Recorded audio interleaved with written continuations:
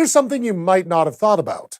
The magnetic North Pole that compasses point to, near the geographic North Pole, is actually the South Pole of the Earth's magnetic field. That's why it attracts the North Poles of magnets. But that hasn't always been true. Today's compasses would have pointed south about 1.1 million years ago, when the geomagnetic North was also a magnetic North Pole. But then the magnetic poles switched places. The magnetic South Pole went north, and the magnetic North Pole went south. They swapped again a little less than a million years ago, and again about 780,000 years ago, giving us today's orientation. Now, if you like doomsday scenarios, you might have heard that we're due for another switch that'll make electronics useless and kill us all. But that's a little extreme. And saying that we're due implies that we know a lot about when and why these swaps happen, which we really don't. The Earth's magnetic field comes from electromagnetic induction, where iron moving in the outer core generates an electric current, with the same physics that power plants use to generate electricity. And that electric current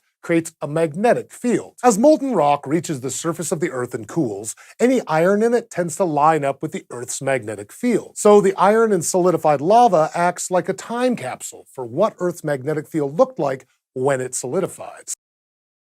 In a certain superhero movie, I noticed a certain superhero who used magnets to put on his high-tech weaponized suit. I was very intrigued by this and wondered how one could make magnets stronger. And not with the state-of-the-art government research facility, but at home for cheap. I finally decided a testable variable would be temperature, so I asked myself, what effect does the temperature of a magnet have on its strength? And so my Google Science Fair journey had begun. I began to research and soon found that esteemed scientist Pierre Curie had written a doctoral thesis on this very topic. I researched various sources and hypothesized that if the temperature of a magnet is increased, the magnet will become weaker. To test the magnets at various temperatures, I used a freezer, an ice bucket, and a pot of boiling water to bring the magnet to negative 15 degrees Celsius, 0 degrees Celsius, and 100 degrees Celsius, respectively. I also tested the magnet at room temperature. After bringing the magnet to the desired temperature, I tested its strength by lowering it onto a plate of paper clips. I then carefully picked up the magnet and counted how many paper clips it had picked up. My data followed the general trend I predicted. A few paper clips were lost from one temperature to the next, except for the strange spike at room temperature, which could have been my mistake while placing the magnet on the paper clips. But in general, as the temperature increased, the magnet's strength decreased.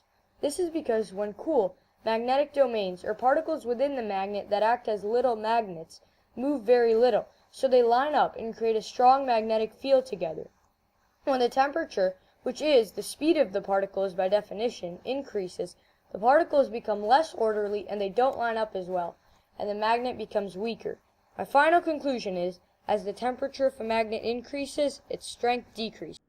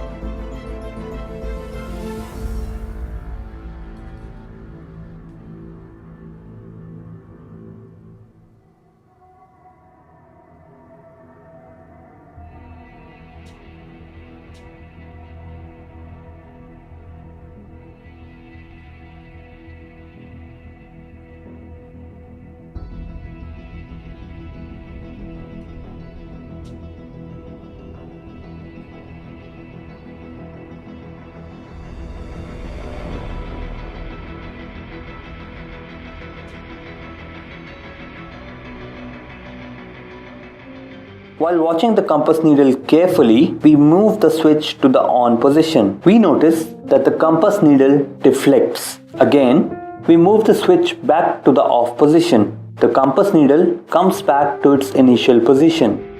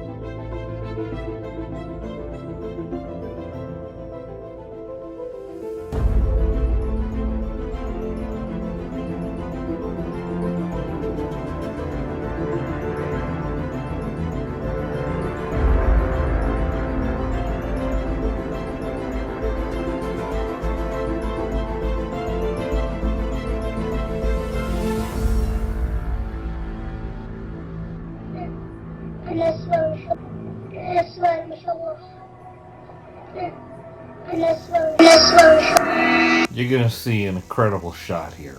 This is lightning on the ground, building, preparing to launch airborne. This is enough current to turn the magnetic molecules in molten lava to facing one direction. Here you see the lightning going airborne after the massive amount of current flew to that spot.